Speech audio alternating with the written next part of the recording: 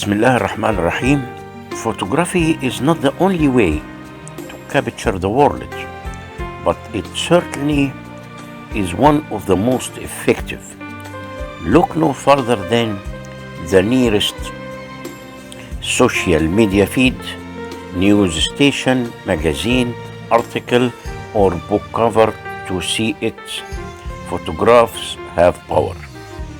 If you want to harness that power and learn how to take the best possible photos, welcome to Photography Basics, the beginner's guide. This comprehensive tutorial explains the fundamental concepts you should know about photography from start to finish. Why we wrote Photography Basics? Where would you go if you wanted to learn the most important basics of photography starting from scratch? Today, many people like learning about photography online, which is a great way to search through large amount of information, but as good as the internet is for answering questions, it's not always geared towards studying a large topic from start to finish. After operating photography life for more than a decade, we decided it was time to fill this gap for beginner photographers. As we see it, people should be able to start learning photography with a little to no prior knowledge. Dig down for a bit and emerge with a solid understanding of the most important concepts. So, Photography Basic, a complete free online guide to photography, was born. Where to begin? Photography Basic is like a book, and it reads from front to back. Each chapter of the guide builds on prior chapters. If you start at the very beginning and work your way through, the information will follow naturally and in the right order. However, if you want to learn something more specific, Bismillah ar-Rahman ar-Rahim. Today, right now, I'm doing triple cam, Canon R, Canon 85mm, Sony A7 II, Sony Zeiss 24-70mm, plus Canon 80D Tamron 18-100mm. Fotógrafo, Joe Studio Manhattan, New York City. Welcome to my studio.